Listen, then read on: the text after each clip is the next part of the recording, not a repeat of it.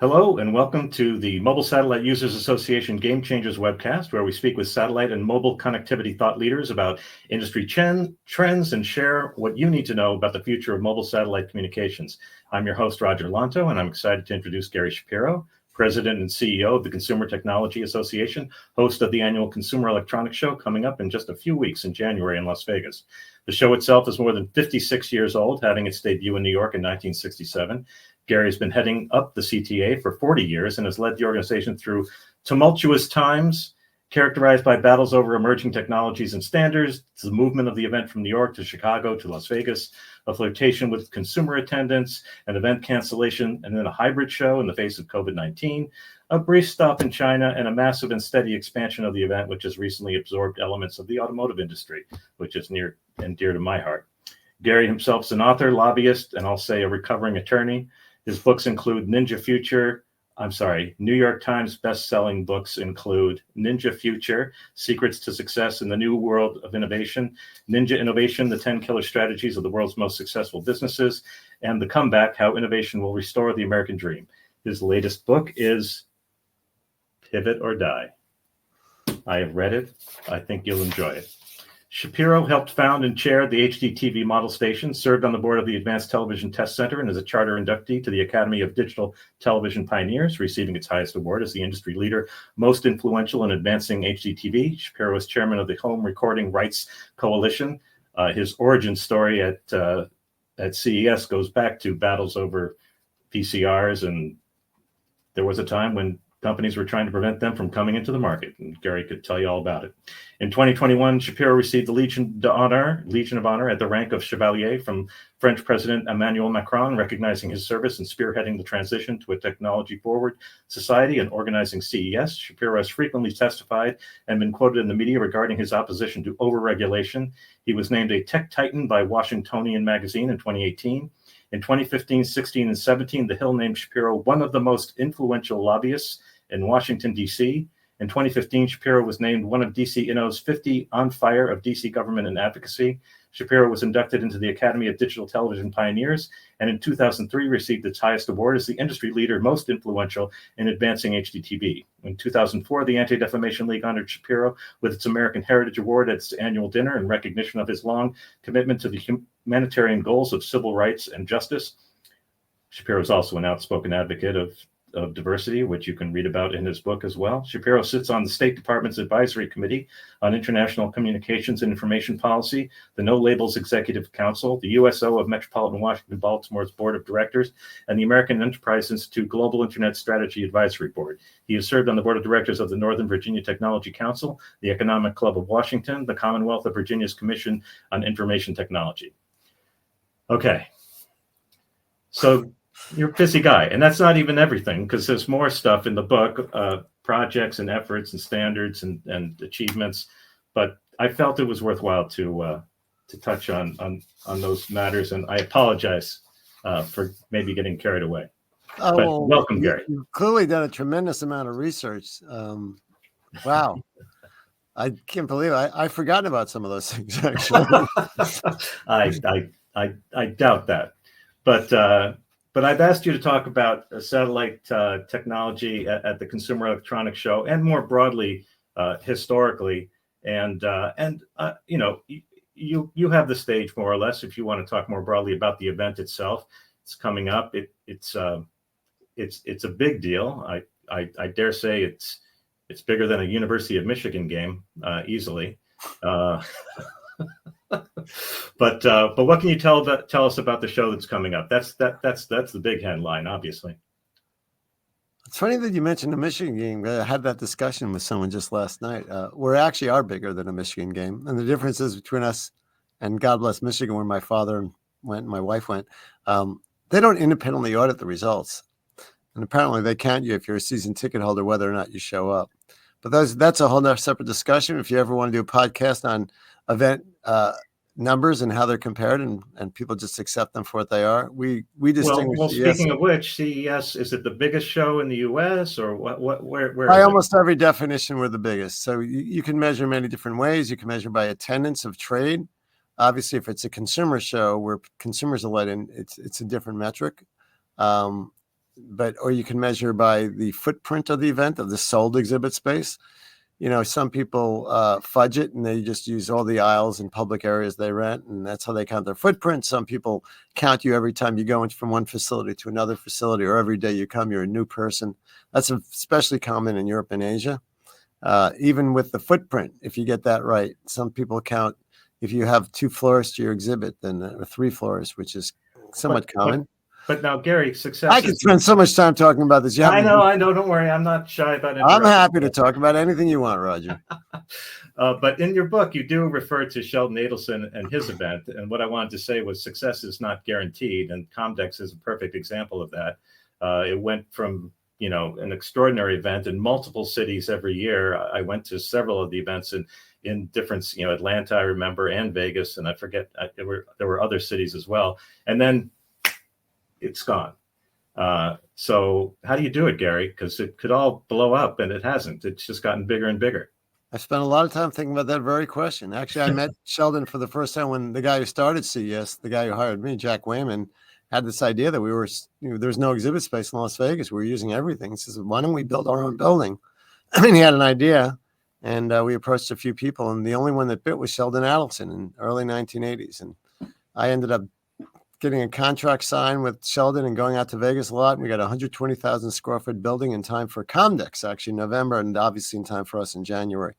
And that building was out there for 6 years, but it started Sheldon Adelson to be a construction guy. He sold Comdex for almost $1 billion and bought this old hotel called. Well, he created some exhibit space for you over at the Venetian. So absolutely, the Sands became the Venetian. Worked out very well. Now let me ask you this. I come out of the automotive industry. And, at the most recent event, I think you had at least one massive eVTOL in, I forget which hall that was, indoors. I don't even know how you got it inside the building. But when we start talking about satellites, unmanned aerial vehicles are part of the conversation, earthbound automated vehicles as well. And drones are obviously grabbing all the headlines. How do you work that into the show when it's, enclosed? How do you sort of open things up? Well, first of all, we don't have an automotive section. We call it mobility. And it's actually in the newest convention center in Las Vegas. And we had to take over this hall, and it's just West Hall. It's just beautiful. And we get the whole ecosystem. But mobility involves, as you recognize, a whole bunch of things, everything from electric scooters to cars to trucks to Caterpillar and John Deere are there with their agricultural big, I don't even want to call them tractors, are so technologically sophisticated. And you have these EVOLs or TOLs, whatever you want to call them. So we do, and we have electric boats as well. So mobility is a big thing. So obviously with boats, we don't recreate a water body, but some of it is simulated. Like the drone thing, we had some people with, drone cages when drones were first being introduced. But we also have outdoor space that people use for driving. A lot of the major car companies use that to show off some of the largest stuff. And some of the car companies actually just take advantage of Las Vegas itself. And they'll have self-driving cars going up and down the Las Vegas Strip. Las Vegas has been a real leader in allowing. But no flying cars at CES this year. Well, it depends what you mean by flying cars. I mean, is a helicopter really could it be a flying car? I don't know. Think about it. So we don't limit that way, but we do follow the laws. And people show prototypes that can't fly yet, and they talk about what the limiting factors are, and they talk about the projections for the future.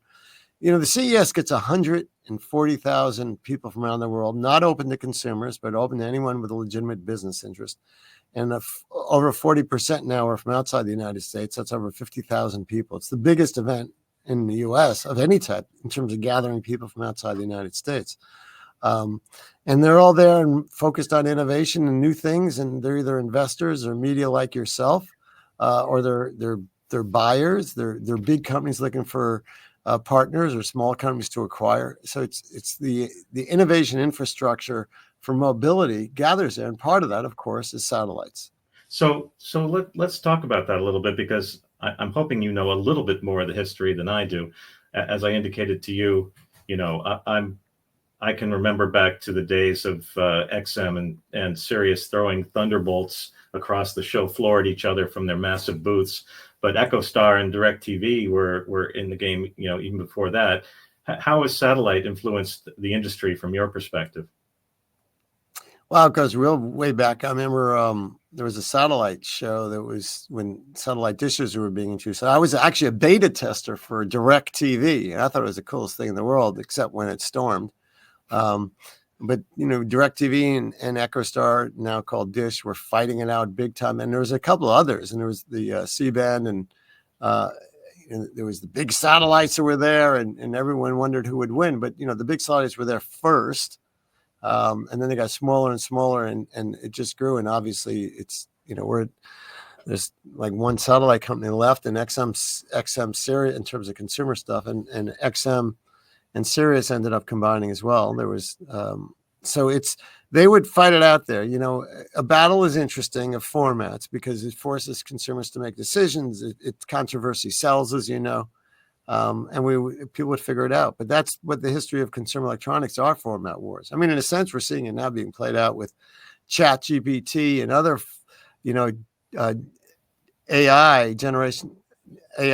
generative AI competition. Let me ask you this. Are you seeing, you can't help but notice, the enthusiasm around low Earth orbit satellites, the incredible number of satellites that are being launched that are creating basically telecommunications from space, Wi-Fi, internet access from space. Are your members talking about this? Are we going to see some manifestations in January at CES, or is it too early? What's going on? Well, I'll tell you what we have. I mean, obviously, there was Google out there talking about the internet with low flying. They were actually balloons, but I guess the difference between a balloon and a satellite is, I guess, hot air. I don't know. So we have, I'll tell you what we have. We have Contact. It's a South Korean company that supports space missions through its ground station network. We have Disti Corporation. It's software for vehicles powering human spaceflight missions. So we have a lot in space category itself, and we have others as well. I could go through them if you want me to. I think that's one of the things you do so well, especially in your book. But yeah, we have NASA is there. We have Roosh. It's a lunar terrain vehicle based in Michigan, in West Hall as well. And North Hall has a lot of these companies. Sim2Real, a satellite aerial synthetic data generation technology and simulation capabilities through large-scale virtual environmental creation. I don't know what I just said, but that's what I'm reading.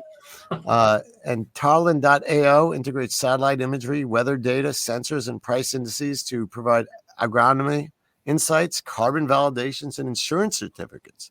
And we have a bunch of others that are there. But it's I wouldn't say we have a satellite or space area in any specific area, but they're kind of throughout other areas as well. Now, what are you seeing on the, obviously, based on your history, you're very active on Capitol Hill. What do you see happening from a regulatory and legislative standpoint? We're right on the cusp of a new administration. They have some very specific ideas. Some of it is clearly technology related. I think everybody knows where you stand on the AM radio mandate. Well, I think that's the good news is I believe that is dead for this Congress. Really? Well, we'll certainly know in a week, but that's the word. Things change rapidly, so I can't. Wow, nothing's dead till the Congress is out because you may have just made news on this webcast. Okay. Maybe I don't know. That's what I've been told. But things, are never dead, and if it's dead in this Congress, I'm sure they'll try again. So we're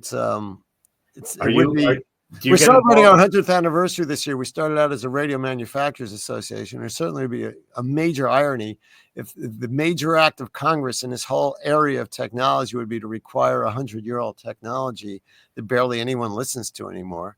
And a lot of people do like them. I'm not going to lie about that, but it's not something everyone should have to buy. And it's especially a problem with electric cars because there's a hostile environment for AM in those, and you'd have to redesign some of the cars.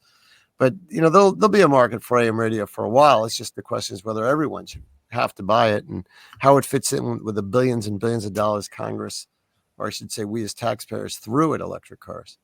Have you looked at 5G at all and how it's evolving to integrate satellite connectivity, non-terrestrial network connectivity, which is going to change the whole Internet of Things space.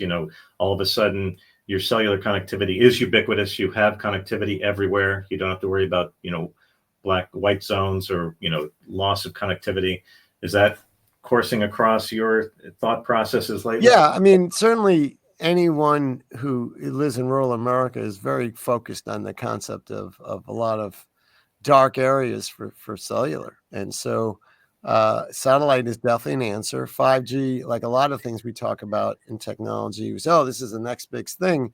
And then it seems like nothing happens for a couple of years while it's slowly getting out there, and there's different use cases for it. But I think you hit the nail on the head that 5G can be linked into satellite and other things. It could fill gaps. It could do all sorts of things that are out there. And I'll be honest, though, is that we're right now, 5G to me is a success. It's becoming ubiquitous. It's still, people are figuring out new uses and new ways of getting it, but we're focused on 6G. We filed comments with the NTIA a few months ago, and we think it's the next big thing. I mean, the irony about hold on a minute. Does CTA have a stance on 6G? Is there a position? Well, our position is it would be a good thing because technology is moving at, I wouldn't say a predictable pace, but a fast pace. And if you look back, G1 was 1980, G2 was 1990, roughly, G3. I mean, it just seems to go with the turn of the calendar, roughly. Every 10 years, we get a new G. So we're almost halfway through the decade. So we got to plan. I mean, we think years and years and years ahead of time. That's what our job is. I mean, we're focused on quantum computing at this upcoming CES. Is quantum computing really here? Well, sort of. We've been talking about it, but for the first time, CES has a dedicated focus on quantum computing. I can't tell you off the top of my head if we have one on 6G, but we're talking about it as an association. We did file comments. Our position is that 6G will be really great. It will empower industry to innovate, and it'll create products that consumers want and need. And it's, ultra high speed connectivity. It's not unlike what we said about 5G, only it's better. And then there's the issue of security in terms of communications, where there's some advantages. And what we're saying is we're asking NTI as they go towards 6G, which we believe they will under any administration, they should be thinking about non-traditional applications for 6G, because that's what will help drive it. And they do provide benefits. Another thing we're asking is we're asking Congress to reinstate the FCC Spectrum Auction Authority. I mean, the auction is a valuable resource. It could be auctioned off to the best use. And in December, as you know, the FCC had a unanimous adoption of new rules to expand very low power across the 6 gigahertz band along other unlicensed and Wi-Fi enabled devices. We love unlicensed spectrum as well, though, because it's like, whether it's your garage door opener or a whole range of other products, it's just something we just kind of expect. And entrepreneurs see benefits of that. You don't have to buy the spectrum to get in there. It's just a good neighbor policy that has to be accepted. Now, obviously, I brought up what you felt was, in your parlance, regulatory overreach, on the AM radio side of things, which was actually legislative, right. Attempted overreach. But when was the last time you were up on Capitol Hill? We have a house on Capitol Hill. It's called Innovation. Okay. That's the House of Representatives, and I mean testifying on something. Oh, testify! I don't know that actually. I don't. That's a great question. I'd have to dig back. I don't think I've testified this year, but because Gary, when I think of you, I honestly don't remember. I've testified a couple of dozen times on different issues, and whether it's self-driving or artificial intelligence. I did a Senate panel on generative AI, which was actually Senate's taken a pretty reasonable approach, and they really got in a listening mode. It's too bad there was no real production from Congress this year on AI, but at least they haven't done anything that hurts AI. But the core issue in that AM radio, and you call it out in Pivot or Die, is you got to go in a new direction. You can't get stuck on that. That delivery platform. Things change. And I'm wondering, thinking in the same vein, what are your thoughts with regard to content delivery? Because, after COVID, everybody's streaming and then trying to manage their subscriptions. And some people have gone with satellite. Some people have to go with satellite. Starlink has enabled direct-to-device communications. Right. So who's going to win? I mean, my wife and I, we still go to theaters, but I'm feeling like, we're in a kind of a minority. Well, except for a weekend or two ago with Wicked. Well, good for you, but that's what makes our country so beautiful, is that we have this incredible thing called the free market, and consumers choose the winners and losers, and not the government. So I love the choices we face. I mean, it also depends what stage of life you're in, in terms of whether you go to a theater or not. Now, in the old days when I started out, you had 3 networks and you had movie theaters, and there was nothing in between. And cable came along and shook that up. Then satellite came along and shook up cable. And then the internet came along and shook up everyone. The cable industry. All right, let me take you back to your beginnings. The battle over the VCR. Absolutely. And you look at that. You're going up against a lot of smart people that just were not nearly as determined or making as much of an effort as you and your supporters were to promote, the new wave. And the ethos of pivot or die is, hey, get on board or get out of the way, because this is a new technology. What are the other, things that we've gone through that could serve as an analogy for what we're facing today? Because it looks to me like satellite delivery and satellite internet connectivity is potentially going to be a pivot moment for a lot of organizations, I think. My thought. Well, I agree. I mean, the advantage of satellite clearly is the breadth you get bang for the buck to areas that are just underserved. I mean, we did a study a number of years ago that showed that rather than Congress, giving all this money to get broadband to every home through fiber or copper, it would make more sense to give everyone just a satellite. I mean, by a factor, and that was a long time ago, and it's even more true today. I mean, we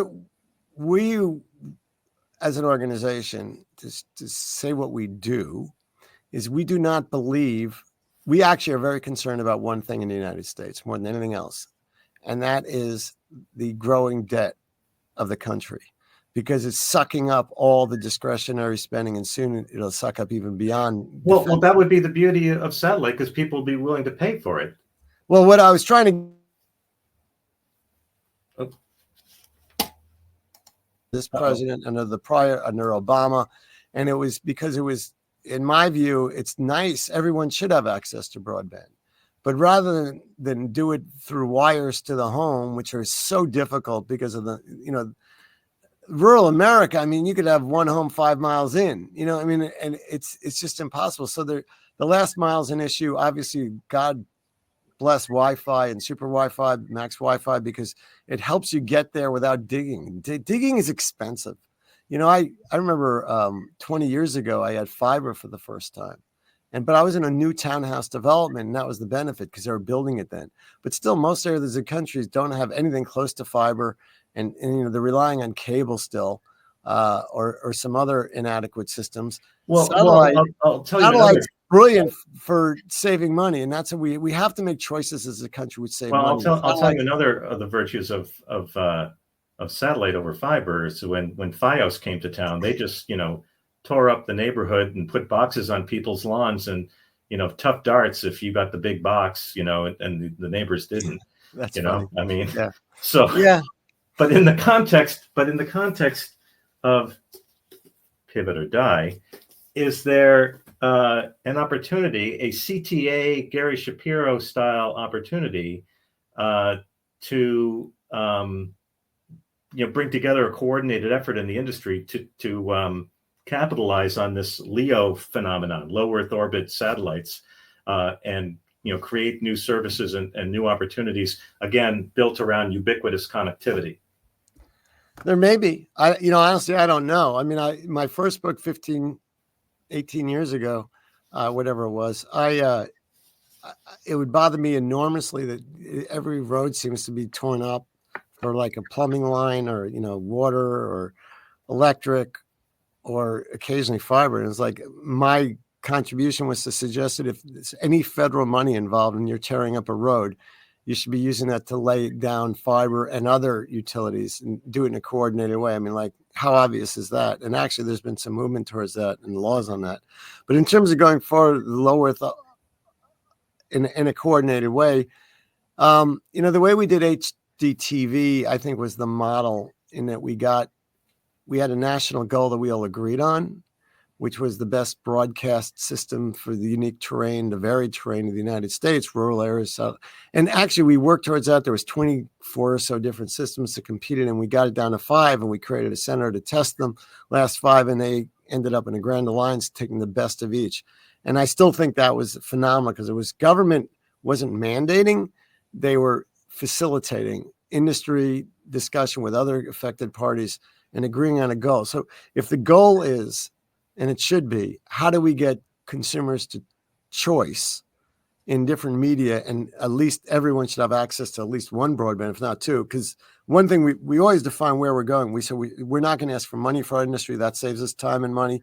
And we also have not gotten involved in this debate on net neutrality at my request for the last 20, 30 years, because it goes away if you have choice in broadband delivery.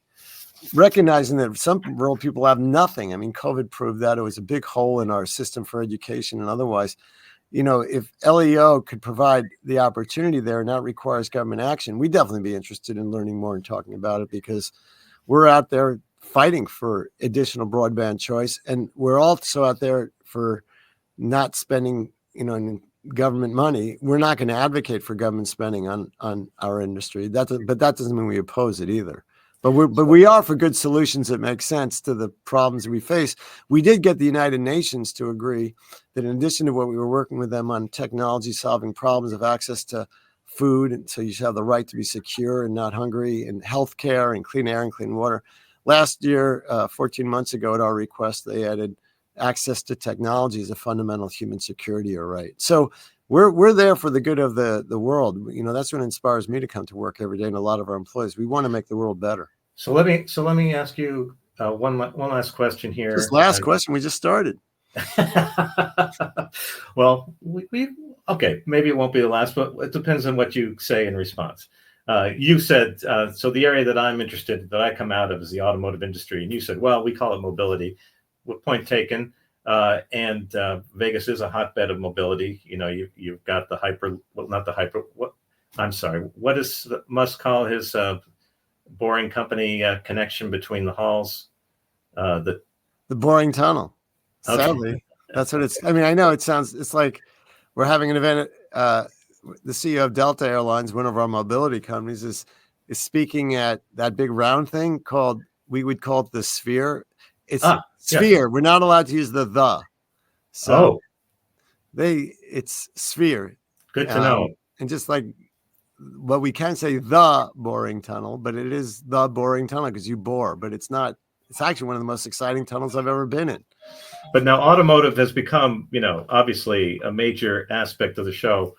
What can you say about that evolution? Because we're also connecting cars with satellites as well. They've taken over the, automotive companies and suppliers have taken over the plaza.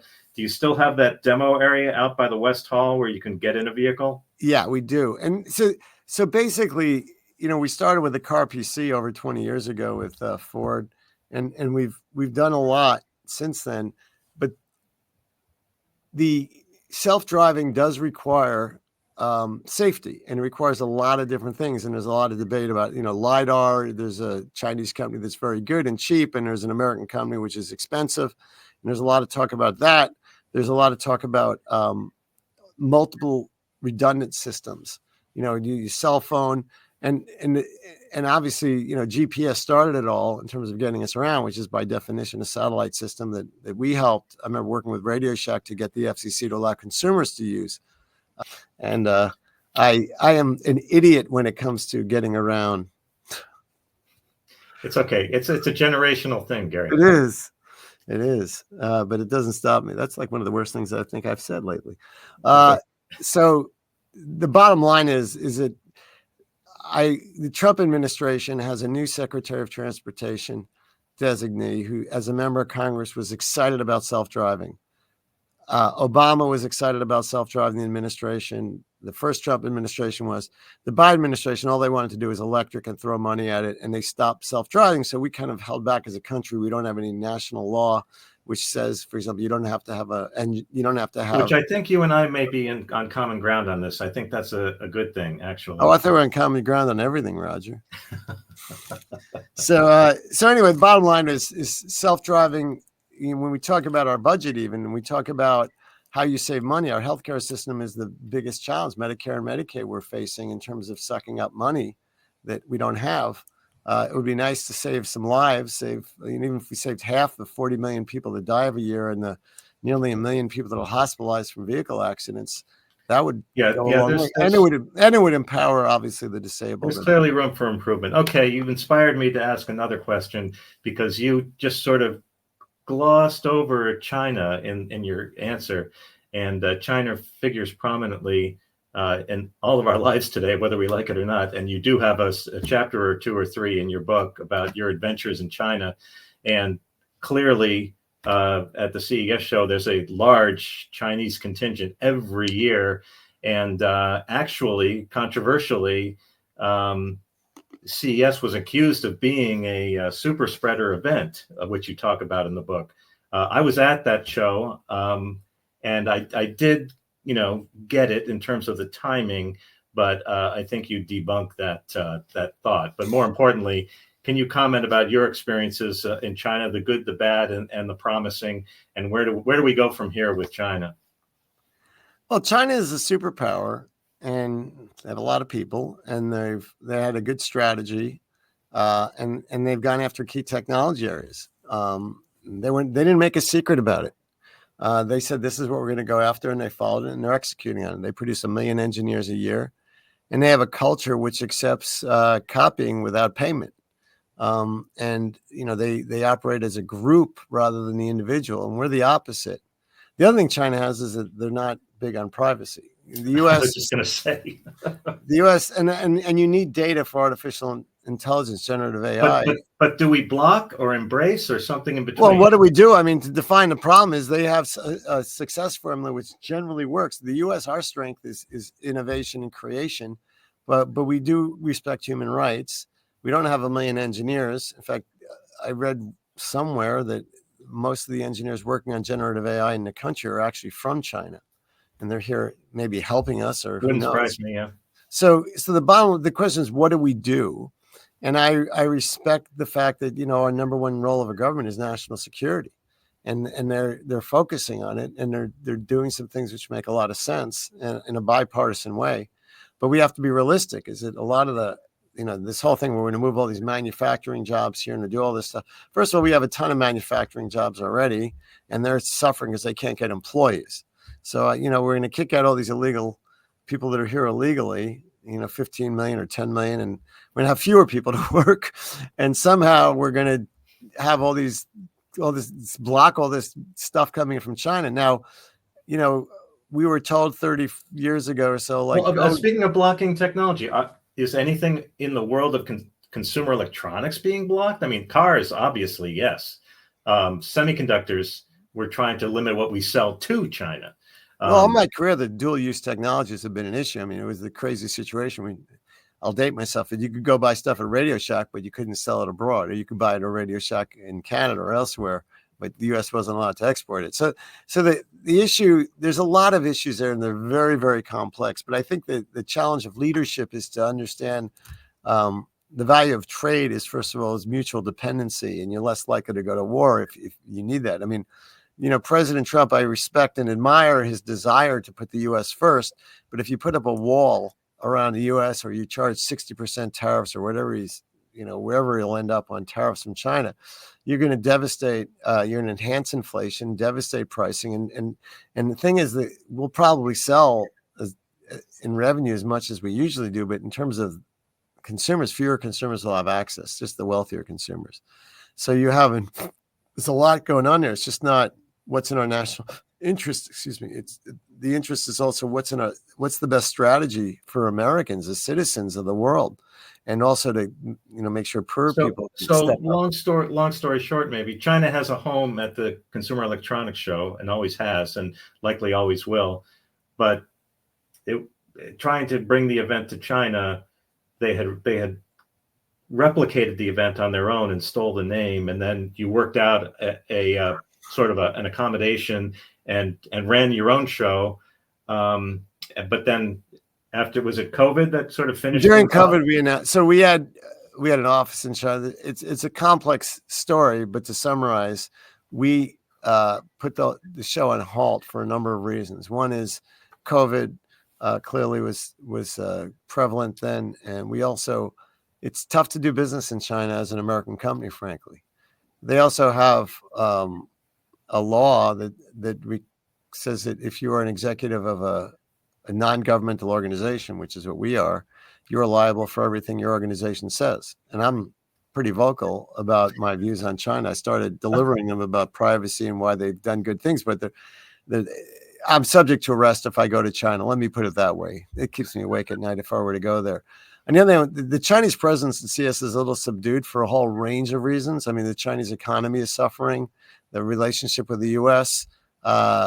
It's just they're Chinese people are less likely to feel comfortable going to the U.S. And we've also, frankly, had some visa challenges with Chinese coming. So if you come to CES this year, you'll see a lot fewer Chinese than you would, but on the other hand, the Korean presence has expanded. We have 17,000 people from Korea come this past January. We have a lot, and Korea's become one of the most innovative countries in the world. And obviously we have a lot from Europe and other continents, but China is part of the show, but it's not what it was by any measure at all.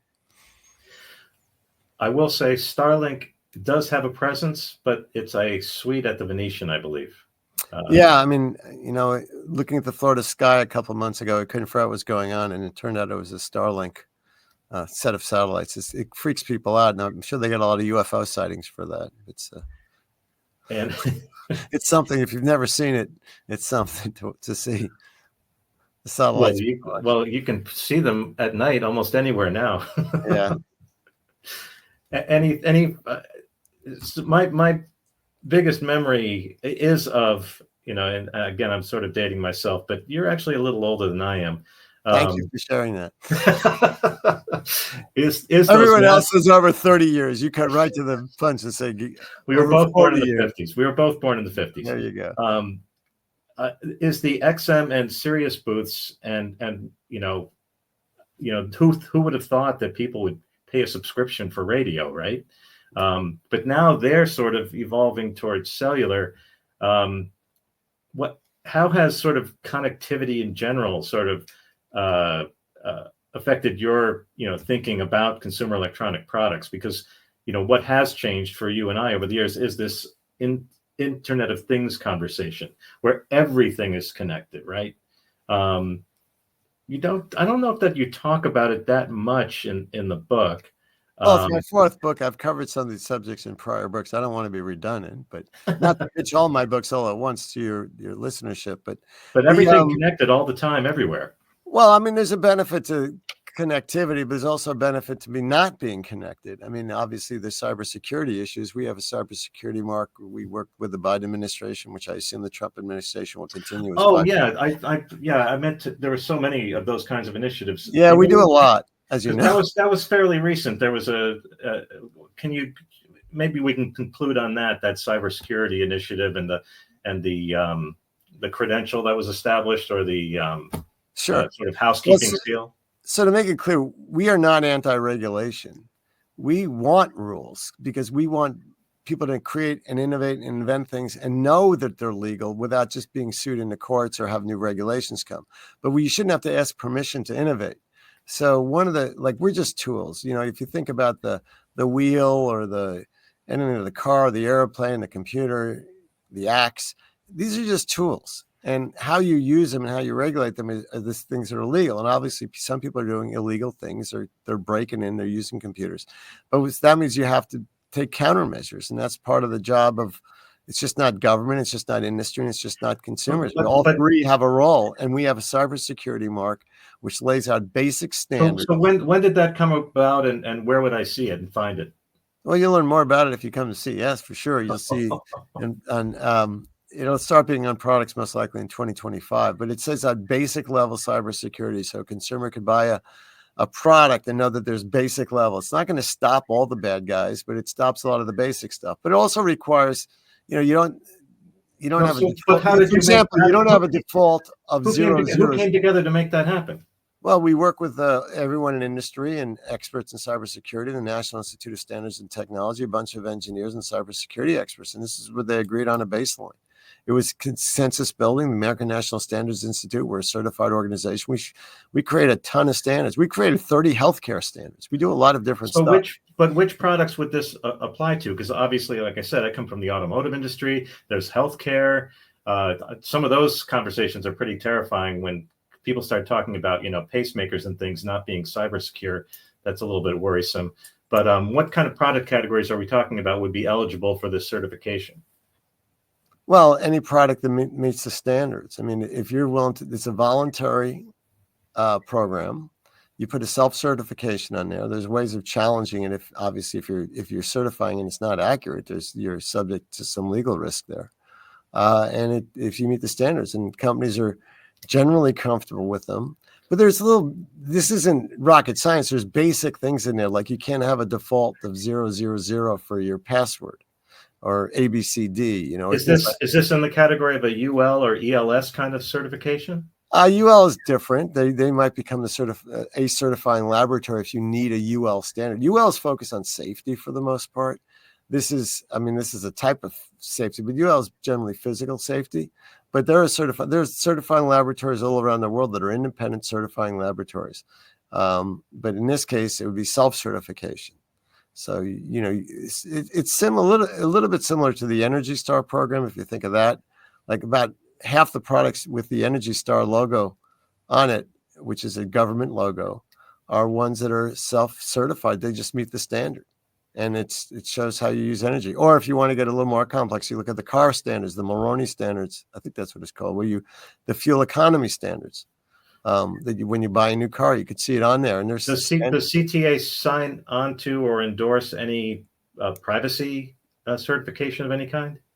We have in that category, for example, this is under the Obama administration, when the wearables like the Fitbit and the Apple Watch and Samsung and Google, we got all those people in a room and they came up with a set of voluntary standards which say this is what we're going to do with your information. Everything has to be simple. You have to opt out. We can't sell your information without your permission. Simple language that people understand. And then, you know what? It's worked remarkably well. I'm not aware of any challenges at all in wearables in terms of privacy. So you have basically industry came up on its own, and that when industry does that, government often says, what's the point if it's working? And if it's not, like if you're not following those voluntary, if you follow them, you are subject to a certain type of legal protection because you're meeting an industry standard, even if it's voluntary. Although I think we call it a guideline, not a standard. There's different ways. Government is the last resort of mandating, but sometimes you have to ask government to mandate because companies may disagree for competitive reasons. But the other side is totally voluntary.